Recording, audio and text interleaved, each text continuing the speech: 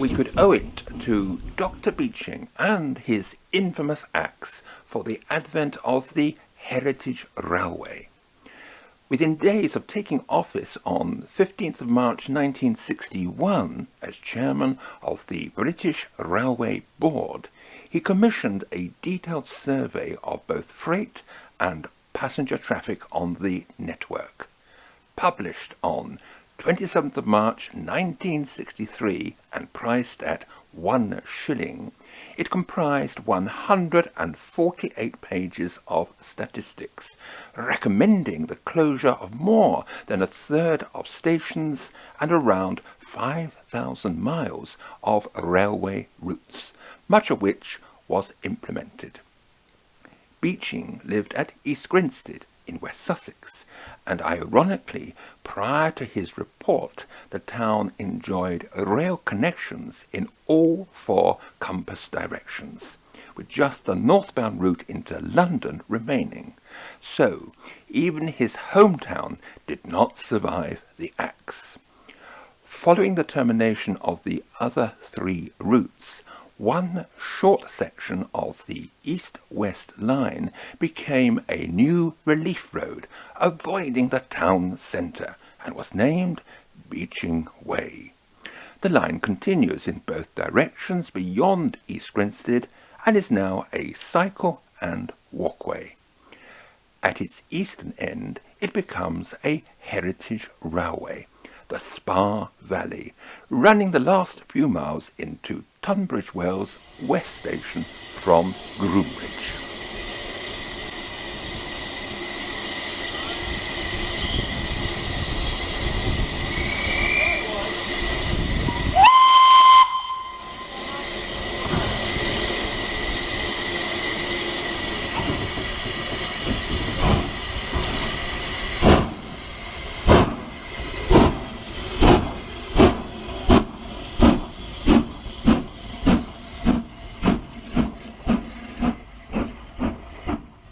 The line south of East Grinstead towards Lewes became the Bluebell Heritage Railway. Its first train ran on 7th of August 1960, therefore prior to the publication of the Beeching Report, the line having closed in 1955. It was the first standard gauge heritage railway to carry passengers, and today runs 11 miles from East Grinstead south to Sheffield Park east of Haywards Heath. The Beeching Act brought about the reopening of many other lines by enthusiastic volunteers that soon became popular tourist attractions. Early routes include the Severn Valley Railway and North Yorkshire Moors Railway. Appreciation of steam locomotives unites young and old. It is also a favourite subject for photographers, and thankfully a knowledge of how an engine works is not a prerequisite. A steam train standing in a faithfully preserved station with smoke and steam belching forth has its own air of romance and reminds many visitors, particularly those of an older generation, of past splendours, even childhood. No wonder these set pieces are in demand for TV period dramas, such as Agatha Christie's Poirot and Downton Abbey.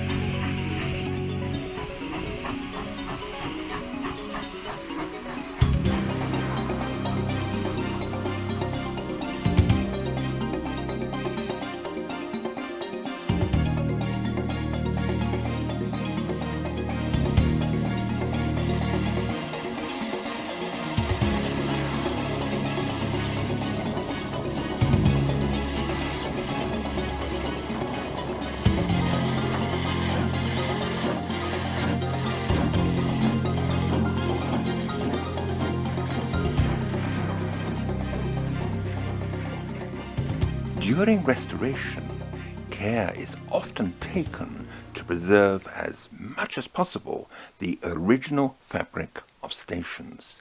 To complete the picture, historical artifacts are dispersed around the station, and the facilities, should you choose to use them, maintain their uniqueness that might today be regarded as a novelty, sometimes displaying instructions that might raise a few eyebrows, even a chuckle.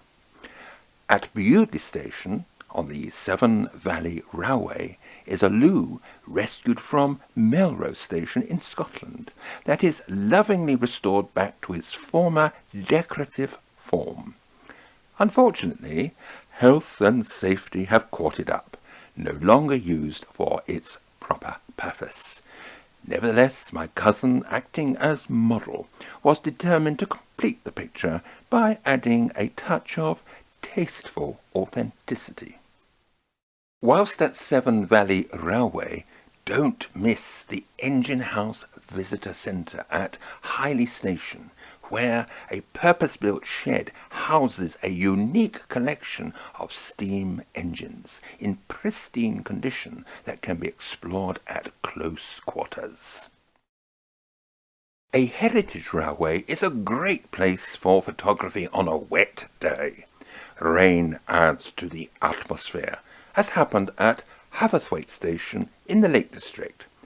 Unless your camera is impervious to rain, it is perhaps a good idea to find shelter.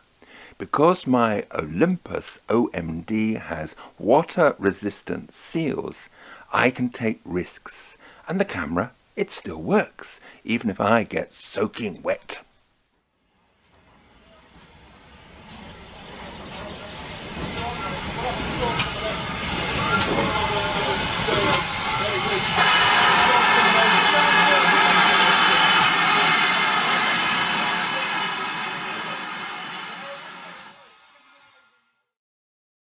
I prefer to use a zoom lens over the middle range, as it provides just the right degree of flexibility, as accessibility is sometimes restricted by station buildings and indeed other photographers.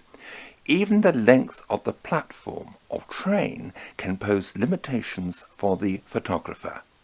Some heritage railways provide safe vantage points beyond the station for photography, such as at Sheffield Park on the Bluebell Railway and Washford on the West Somerset Railway. A study of the Ordnance Survey map can also reveal many photo opportunities, especially public footpaths that walkers may find useful.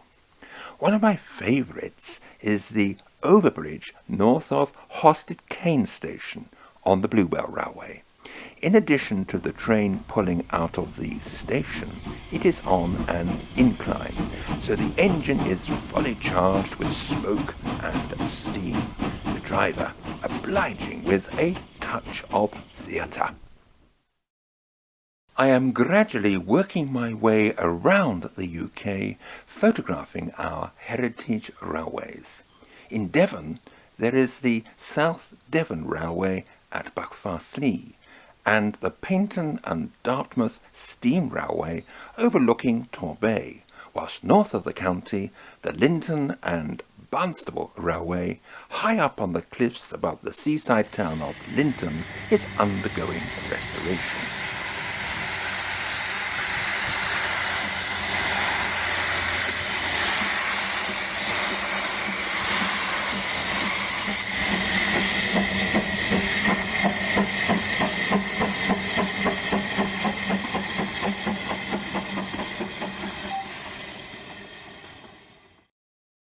This is a narrow gauge railway, and Wales has several that include the Talachlyn, originally a line for carrying slate from the quarries, but since its closure in 1951 now claims to be the world's oldest heritage railway, and one of its scenic delights are the celebrated Dolgoch Falls. In Cumbria, the Ravenglass and Eskdale Railway, originally constructed for conveying iron ore from Boot in Eskdale, now takes passengers into the heart of the Lake District. West Somerset, Severn Valley, Emsey, Keighley and Worth Valley, and North Yorkshire Moors Railways are already ticked off, and I'm planning visits to the Watercress Line in Hampshire and the Gloucestershire and Warwickshire Steam Railway and Festiniog Railway.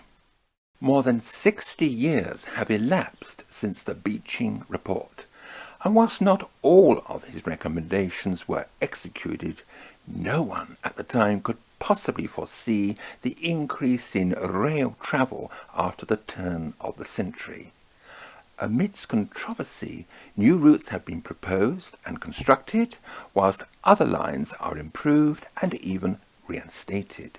Steam services have resumed on the Settle to Carlisle line, also in Scotland, where the line from Fort William to Mallock crosses the iconic Glenfinnan Viaduct, famously used in a Harry Potter film.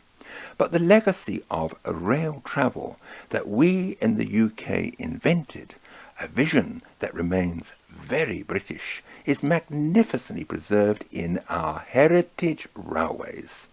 It was a spontaneous reaction by enthusiastic volunteers to an act that is seen today, even by people who are not railway enthusiasts, as misguided and unfortunate, but creating a spin-off that is loved and appreciated by many.